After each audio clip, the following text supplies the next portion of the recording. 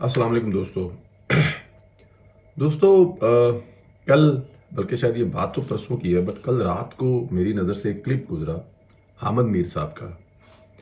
میں سوچوں میں پڑ گیا کہ یہ لوگ کہاں خوش ہیں اور یہ لوگ چاہتے کیا ہیں. یہ حامد میر جیسے لوگ کیا پاکستانی ہیں؟ پاکستان سے محبت کرتے ہیں؟ ان کو پاکستان کی فکر ہے؟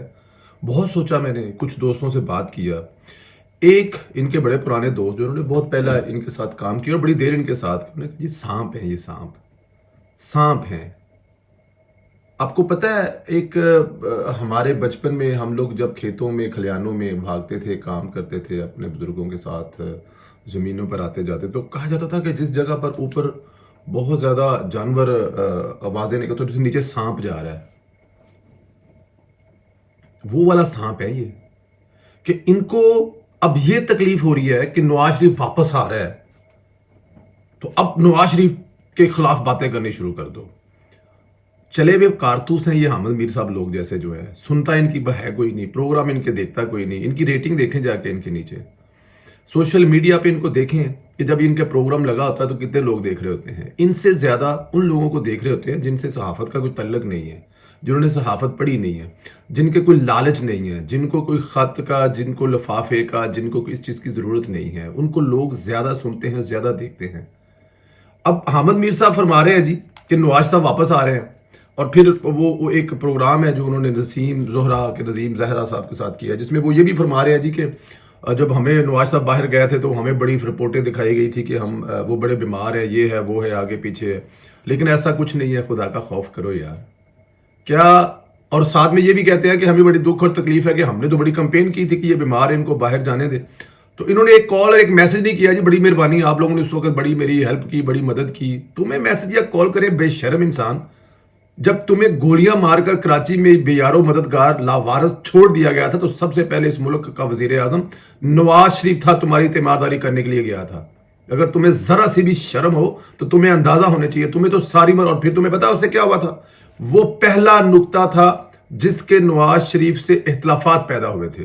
اس وجہ سے نواز شریف کے دوبارہ اپنے اس آخری دور حکومت میں اختلافات پہلی دفعہ جو شروع ہوئے تھے وہ تمہاری عیادت کرنے میں تھے، کیونکہ تم اس وقت حاضر سربز فوجیوں پر الزام لگا رہے تھے کہ انہوں نے تمہیں فائرنگ کی ہے، انہوں نے تمہیں مارنے کی کوشش کی ہے، لیکن وہ تمہیں مار نہیں سکے تھے. شاید اگر مارنا چاہتے تو شاید مار بھی دیتے، لیکن پتہ نہیں تمہاری، اب میں اس پہ کیا کہوں، لیکن تم ایسے احسان فراموش انسان ہو. خیر، لیکن تمہارا دھندا یہ ہے، تمہارا کام یہ ہے، تمہارا بزنس یہ ہے، تم یہی کچھ کرتے ہو اور یہی کچھ تمہیں کرنا آتا ہے. لیکن سیاستدان تو سیاستدانوں سے مل کر بیٹھیں گے، یہ تو بالکل ٹھیک کہہ رہے ہیں آپ. اگر سیاستدانوں سے نہیں ملیں گے تو کس سے ملیں گے؟ کیا عمران خان صاحب آج اگر موجودہ اپوزیشن کے ساتھ مل کر بیٹھ جائیں تو اب عمران خان کو باتیں کریں گے کہ آپ تو کبھی بیٹھے ہی نہیں تھے ان کے ساتھ، اب آپ بیٹھے ہیں؟ بیٹھنا چاہیے نا سیاستدانوں کو مل کر. اس ملک کے عظیم مفاد میں، ملک کے عظیم تر مفاد میں آپس میں اگر مل بیٹھیں گے سیاستدان تو کیا غلط ہوگا؟ دیکھیں، نواز شریف صاحب نے جو اس قوم پر احسان کیا وہ ٹرائکا توڑا ہے. وہ انہوں نے جنرل باجوہ صاحب کا، انہوں نے عمران خان صاحب کا، جنرل فیض صاحب کا ٹرائکا توڑا ہے، ورنہ وہ اگلے 10 سال کا پلان لے کے بیٹھے ہوئے تھے. جی وہی جنرل باجوہ جن کے خلاف آپ نے کہا تھا کہ میرا پروگرام جنرل باجوہ نے بند کروایا ہے، اور پھر آپ نے کہا نہیں میرا پروگرام عمران خان نے بند کروایا ہے. تو 8 مہینے جب آپ سوشل میڈیا پر بیٹھ کے دہائیاں دیتے رہے تھے، اور پھر آپ کی واپسی کا اعلان آصف علی زرداری نے کیا تھا. کون سی یہ صحافت ہے جی کہ آپ صحافی ہیں اور آپ کی واپسی کا اعلان ایک سیاستدان کر رہا ہے؟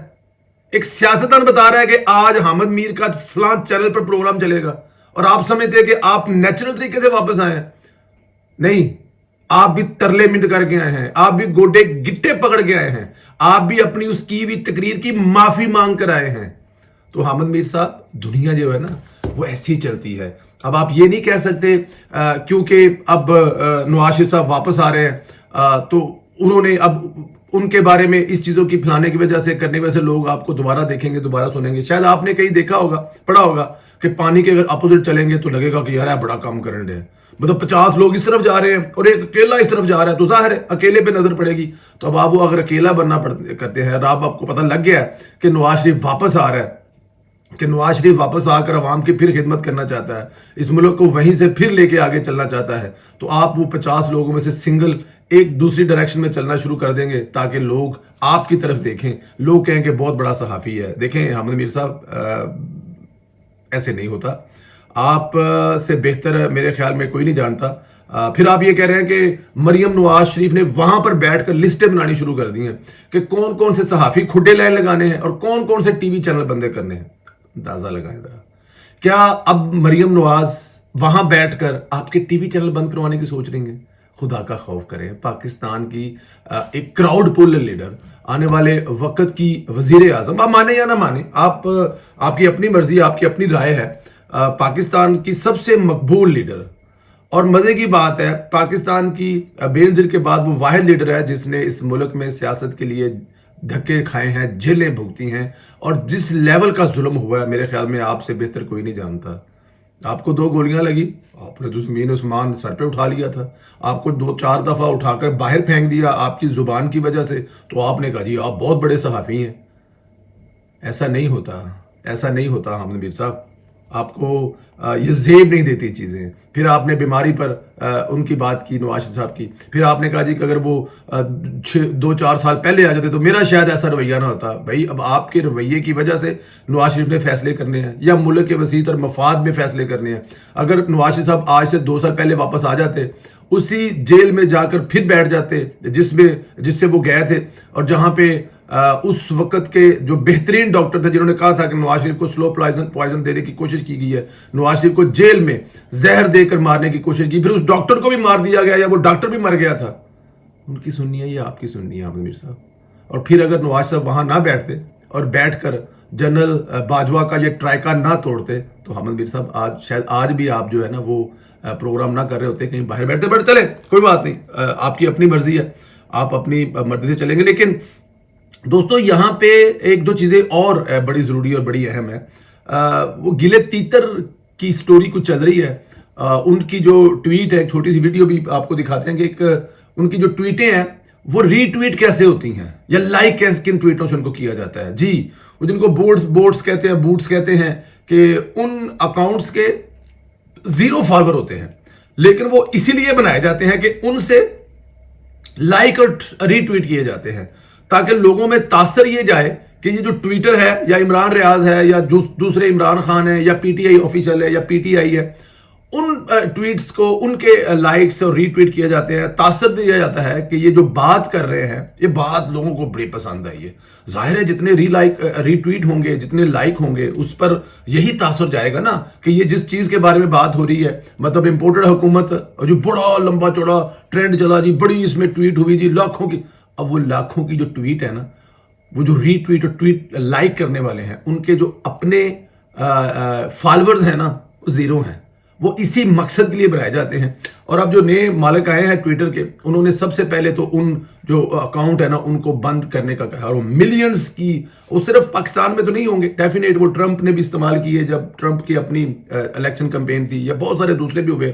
وہ خالی گیلے تیتر کے لیے یا پی ٹی آئی کے لیے یا عمران خان کے لیے تو وہ مسئلہ نہیں ہوگا, وہ سب کے لیے مسئلہ ہوگا. تو آنے والے دنوں میں آپ کو گیلا تیتر جو ہے نا اس کے بھی لائک اور ری ٹویٹ اتنے ہی ہوں گے, ہو سکتا ہے جتنے پرویز دھیلا, راشد نصر اللہ یا راجہ کبیر صاحب کے ہوں گے, اس سے زیادہ ان کے بھی نہیں جائیں گے, بلکہ شاید کم ہوں گے, اتنے بھی نہیں ہوں گے کیونکہ نیچرل نہیں ہوں گے. سارے کے سارے 80-60%, 70% بتائے جا رہے ہیں کہ وہ 2 نمبر ہوتے ہیں, کیونکہ ظاہر ہے 2 نمبر لوگوں کی چیزیں بھی 2 نمبر ہوتی ہیں. جی ایک چھوٹی سی ایک اور اس میں جی کہ بہت زیادہ شور کیا جا رہا ہے جی کہ سارا کچھ چھوڑ چھڑا کے کہ جی عمران خان کی جو گھڑی ہے نا جی وہ سب سے بڑا پرابلم. عمران خان کی گھڑی کی پڑی ہوئی ہے, یہ بھی پہلی دفعہ ہوا کہ میں اپنی گھڑی بیچوں, اس کے اوپر ہی شور مچ گیا ہے. میری ذاتی گھڑی ہے, میں اسے بیچوں, میں جو مرضی کروں اسے, اس کے اوپر کوئی بات نہیں کر رہا. جی بالکل, سب سے بڑا پرابلم یہ ہے. عمران خان صاحب آپ کہہ رہے ہیں کہ میری گھڑی اور میری مرضی, ٹھیک ہے کوئی بات نہیں, آپ کی گھڑی آپ کی مرضی. آپ کو کیا آپ کے والد صاحب نے دی تھی وہ گھڑی, یا آپ کی والدہ وہ آپ کو دے گئی تھی, آپ کی کسی بہن نے وہ گھڑی دی تھی آپ کو, یا پھر آپ کی جو 3 لیگل زوجہ محترمائیں ہیں انہوں نے آپ کے ہاتھ میں یہ گھڑی پہنائی تھی, آپ کے کسی فین نے آپ سے کہا تھا کہ خان صاحب یہ تحفہ رکھ لیں میری طرف سے, یا زندگی میں آپ نے خود یہ غلطی کر لی تھی کہ جیب سے کمائے ہوئے پیسوں سے وہ آپ نے گھڑی خریدی تھی؟ نہیں, ایسا نہیں تھا. बैतुल माल की घड़ी थी। बैतुल माल का लफ्ज इसलिए इस्तेमाल कर रहा हूं कि आप हमें समझाते रहे हैं, आप हमें बताते रहे हैं कि हजरत उमर के पास 2 यमनी चादरें थी। तो वो जब मजमे में बैठे हुए थे, बात करने लगे थे, तो एक सहाबी ने कहा ना, उस वक्त तक बात नहीं सुनेंगे जब तक आप इस बात का जवाब नहीं देंगे कि आपके पास यमनी चादरें 2 कहां से और किसके पास से आ गई। सबके पास तो एक है, लेकिन आपके पास 2 कैसे हैं। अगर वो आंख उठाकर देखते ना मजमे की तरफ तो सारा मजमा साकम हो जाता। लेकिन हजरत उमर का इतना दबदबा था, लेकिन वो हाकम थे ना, तो उन्होंने अपने बेटे को बुलाया, कहा बेटा गवाही दो कि मेरे पास दूसरी चादर कहां है। तो फिर उनके बेटे ने गवाही दी कि दूसरी चादर मैंने दी है, मेरे वालिद साहब का कद लंबा है, एक चादर उनके पूरे जिस्म को नहीं ढांप सकती, तो मैंने अपने हिस्से की चादर हजरत उमर को दे दी। सवाल हुआ ना हजरत उमर से। तो आप ये चाहते हैं कि आपसे ये सवाल भी ना पैदा हो कि बैतुल माल से 1 अरब 70 करोड़ की आपने घड़ी खरीदी जो उसकी मालियत थी, और वो आपने 10 करोड़ रुपए की खरीद ली और 30 करोड़ की बेच दी। मतलब अपने जाती फायदे के लिए, अपने 30 करोड़ के लिए आपने अपनी रियासत को, जिसको आप रियासत मदीना कहते हैं, उसके 1 अरब और 40 करोड़ का नुकसान कर दिया। 1 अरब 70 करोड़ वाला सेट जो है आपने सिर्फ 10 करोड़ में लिया, 1 अरब 60 करोड़ का नुकसान किया आपने। और आप कह रहे हैं कि आपसे सवाल भी ना हो। और फिर मुझे जरा ये बताइए कि वो जो शाह अब्दुल्ला साहब के जो MBS साहब जो हैं, उन्होंने आपको क्या वो इसलिए दी थी ए खान साहब घड़ी जे ते पाकिस्तान जाके बेच ले आजे, इसलिए तो नहीं दी थी ना। वो आपकी गैरत की निशानी थी, आपकी मोहब्बत की, प्यार की, तोहफे में दी गई थी, 1 या 2 बनवाई गई थी, और आपको बड़ा खास समझकर कि आप पाकिस्तान इस्लामी जमहूरिया के वजीर आजम हैं। इस्लामिक पावर जिनके साथ हमारे बड़े अच्छे तल्लक हैं, सऊदी अरब से हमारा शुरू से बड़ा प्यार है, उन्होंने उस प्यार और मोहब्बत को मद्देनजर रखते हुए इमरान खान को घड़ी नहीं दी थी। वो उन्होंने घड़ी दी थी रियासत Medina Pakistan Republic, Islamic Republic Pakistan के प्राइम मिनिस्टर को दी गई। तो आप कौन होते हैं उसको बेचने वाले। लेकिन जाहिर है आप इमरान खान साहब, अब आपको क्या बताया जाए, अब आप में कोई शर्म हया वाली चीज़ हो तो आपको समझाने की कोशिश की जाए, लेकिन क्योंकि आप हैं इमरान खान साहब, लेकिन अफसोस है आप पर, आपकी सोच पर, कि वो आपकी घड़ी थी। नहीं, वो आपकी घड़ी नहीं थी। देखें, जो कानून है ना, उस कानून के मुताबिक वहां से आप चीज ले सकते हैं, बट वो कानून भी आपने बदले, जो 50% था उसको 20% किया, वो घड़ियां उठाई, मालियत उठाई, बेची, वापस फिर 50% कर दिया। आपकी मर्जी थी, जाहिर है आपकी हुकूमत, आपकी मर्जी। कल आप कह देंगे कि जी मेरा मुल्क है, मैंने बेच दिया है, मेरा मुल्क का एटमी असासियाँ मैंने बेच दिया है, मतलब कुछ भी कह सकते हैं, आप बादशाह बंदे हैं। लेकिन बेचने के लिए नहीं ली थी आपने। यूसुफ रज़ा गिलानी पर अगर ये इल्ज़ाम है कि उन्होंने कुछ वहाँ से लिया था, तो उन्होंने बेचे नहीं थे।